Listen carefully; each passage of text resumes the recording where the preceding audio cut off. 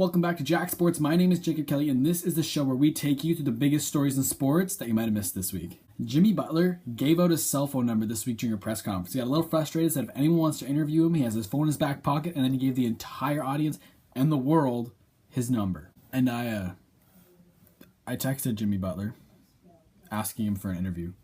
He hasn't called me back yet, but if he does, you guys will be the first to know. Speaking of Jimmy Butler, Boston Celtics GM Danny Ainge said that the Minnesota Timberwolves gave up way too much to get Jimmy Butler. And I have to disagree with that. Minnesota gave up Chris Dunn, who, yes, has potential, but he's only played one season in the NBA, and they still have Ricky Rubio. They gave up Zach LaVine, who I've only ever been impressed with in a dunk contest, and if we're being completely honest, he shouldn't have won two. He only should have won one. Eric Gordon should have hands down taken his second dunk contest, but we're not going to get into that. And they got the 7th overall pick, which turned out to be Lauri Markkanen, who, yes, looks pretty good, but he's never stepped foot in the NBA. And in return, they got back Justin Patton, who, yes, is a little raw, but he's going to be playing behind Karl-Anthony Towns. That's only going to benefit him. And, oh yeah, they got back Jimmy Butler. So I completely disagree with Danny Ainge. If I'm thinking of what was on the table for the Boston and Chicago deal, is probably the 3rd overall pick and a starters like Marcus Smart, Jay Crowder. If I'm Danny Ainge, I want Jimmy Butler over Jason Tatum and Marcus Smart. I like Jason Tatum. I think he's going to be good, but Jimmy Butler is way better, and he improves Boston way more than Jason Tatum will. I don't think Minnesota overpaid for him. I think they almost underpaid for Jimmy Butler. They won that trade by far, and I just think Danny Ainge is too much into his assets and these draft picks. Maybe Boston didn't trade for Jimmy Butler because they're going to get Paul George, and I will agree Paul George is a better player than Jimmy Butler. I would take Paul George over Jimmy. No, because, again, the Indiana Pacers are asking too much for Paul George. They're asking for Jay Crowder, Marcus Smart, and their pick at a first-round pick in next year's draft. And not even Boston's good first-round picks. They're not looking at the Lakers or the Nets pick. They have their choice between the Memphis Grizzlies and the Los Angeles Clippers first-round picks in next year's draft. That is not too much for Paul George. Paul George is one of the best players in the league. He's going to improve Boston dramatically if he goes there, but they want to hold on to Jay Crowder, Marcus Smart, and some mid-first-round picks in next year's draft. That is ridiculous. Danny Ainge, I think he did great amassing all of these assets, amassing all these draft picks, but he has to use them now. He's not going to be able to build his team entirely through the draft. You have the opportunity to bring in an established player to your team, and you are going to pull the trigger because you think Jay Crowder, Marcus Smart, and a mid-round pick next year's draft is too much for Paul George. That is ridiculous, and I will never understand why. The only positive thing for Boston right now is Gordon Hayward has listed the top 3 teams he's going to speak with, and that is Boston, Miami, and Utah. So they have a 33% chance of getting Gordon Hayward onto their team, but they're competing with Utah where he's living, he has a great setup, they have a bright future. Rudy Gobert, Gordon Hayward, if they add another piece, they could be solid.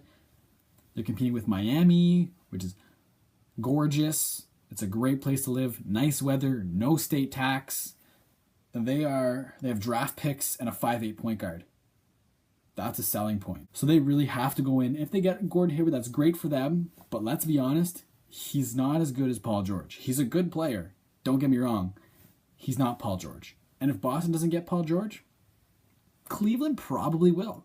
They're not beating Cleveland this year. The only way I can see Boston winning if they don't get Paul George is if next offseason Paul George and LeBron James both go to LA and then just open up the Eastern Conference. That's the only scenario I see Boston winning. If they don't go for Paul George this year, they don't want to win this year. And also, if Paul George goes to Cleveland, you know who else wants to go to Cleveland? Carmelo Anthony. If he gets bought out, he's going to Cleveland. I would not be surprised if Dwayne Wade gets bought out, he goes to Cleveland. Boston needs to get Paul George, and they have to do whatever they can to get him, and Danny Ainge won't because he wants Marcus Smart and some average kid in the draft next year. I'm done with the Celtics. We're going to take a quick basketball break. Over to the NHL draft. I did my NHL mock draft 2 weeks ago. I just missed my NHL reaction last week when I filmed it. The draft hadn't happened yet. And you can go and watch my NHL mock draft to see how I did, but I don't recommend it. I was so off. I had one pick right, and that was 8th. I had Casey Middlestat going 8. My 3rd overall pick didn't even go in the top 10. My 1st overall pick went 2nd. My 2nd overall pick actually went 1st. As I said, my 3rd pick went 11. The guy I had going 4th went 3rd. The guy I had going 5th went 6th. The guy I had going 6th went 10th. It was a mess. I was completely wrong. I did a lot better on my NBA mock draft. I will link to the description to the full NHL draft down below. But speaking of the NHL, let's talk about a kid doing a lot better in life than I am. Conor McDavid is working on his contract extension with the Edmonton Oilers, and it's reported that it'll be for 8 years, valued at $106 million.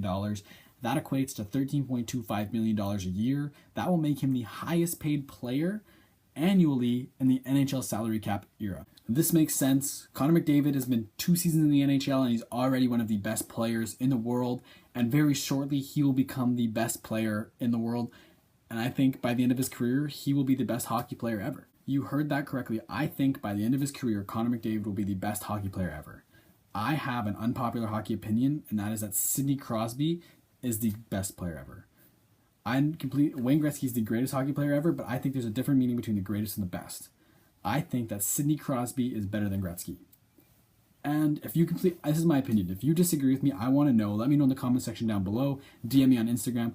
I want to hear your opinion on this, but to me, Sidney Crosby is better than Wayne Gretzky. If you drop Crosby into Gretzky's era, he dominates. He's too fast, too strong, too smart.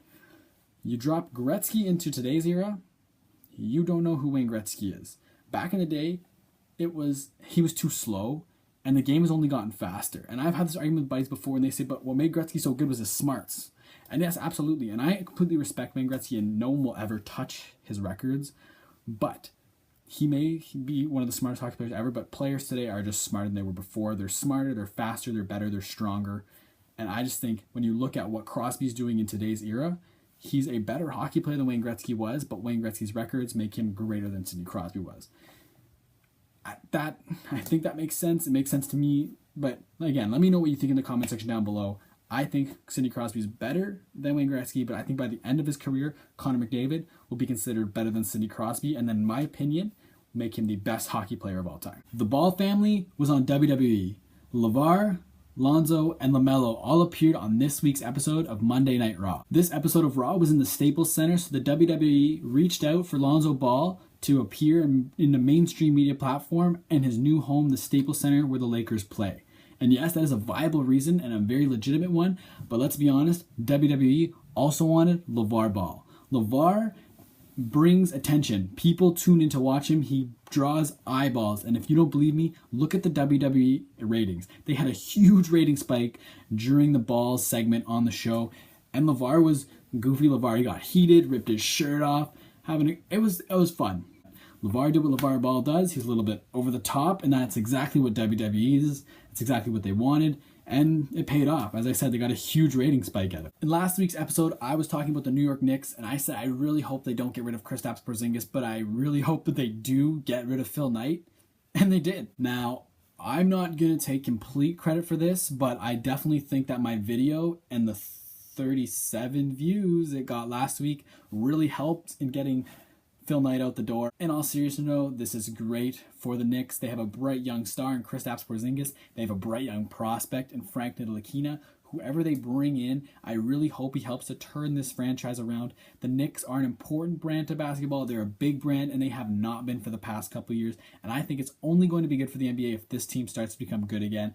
And they have a very, very good shot at doing so, especially if LeBron James hops over to the Western Conference next year. It'll make the Eastern Conference a little bit easier, and it'll allow them to surge and become more prominent once again. It was reported the Knicks were looking at Masai Ujiri, the Toronto Raptors president. He's done really well in Toronto, but his asking price was reportedly way too high. It also came out that John Calipari had reached out for the vacant position. John Calipari was quick to dispute these. Hopped on Twitter saying that he did not reach out to the Knicks, that he is Kentucky's coach. He's going to remain Kentucky's coach, and Kentucky fans collectively let out a big sigh of relief. As we all know, Conor McGregor has this huge fight coming up against Floyd Mayweather this summer at the end of August 26th, and there was speculation this could be his last fight ever. He could be retiring from not just boxing, but from the UFC. As he's bringing in so much money, reportedly around $100 million, he doesn't need to go and put his body on the line to fight in the UFC anymore.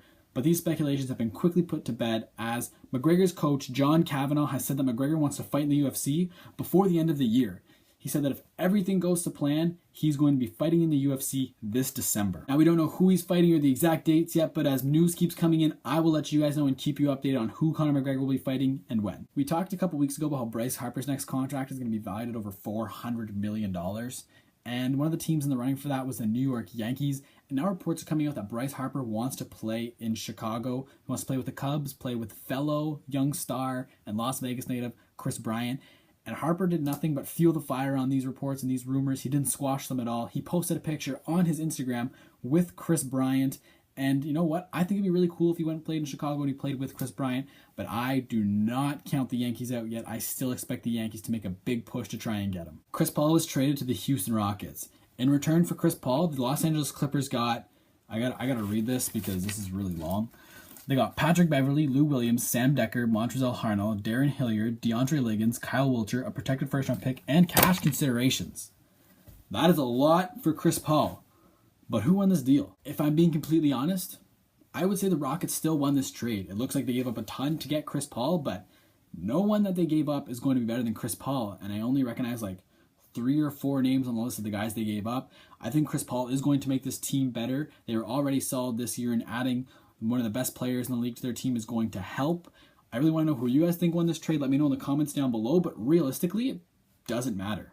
Yeah, it's not enough yet. Now, I respect what the Rockets are doing, and I think it's great that they brought in Chris Paul, but it's still not enough to get past the Warriors. The Warriors are too good. They need to bring in another star, and it's reported they are working on that. They're trying to bring in a Paul George, a Carmelo Anthony, but I still don't even think Carmelo Anthony is enough to get past the Warriors. If we break down the guys on this team, I still think that the Warriors are better because we have Steph and Chris Paul, and I would call that a tie. Chris Paul is phenomenal, but Steph Curry's spurt ability and his unlimited range is just too dangerous. And then we have Klay and James Harden, and yes, I like James Harden, but Klay Thompson is a phenomenal three-point shooter still. He's 6'7", and he's an unbelievable perimeter defender. And then we have Carmelo Anthony and Kevin Durant, and I take Kevin Durant in that matchup all day long. Kevin Durant is unbelievable, the second best player in the world, and Carmelo's not going to be enough to offset that. And then you still have Draymond Green to deal with. I still take the Warriors in that matchup. They have to bring in, I would honestly say 2 more stars. If they could bring in Paul Millsap and Carmelo, then maybe, but I don't even think it's them yet. Golden State is so good, and it's going to take a very, very talented collection of players to beat them. I'm interested to see who else the Rockets bring in this offseason. That concludes this episode of JAK Sports. Make sure you let me know in the comments section down below your opinion on anything that I talked about today.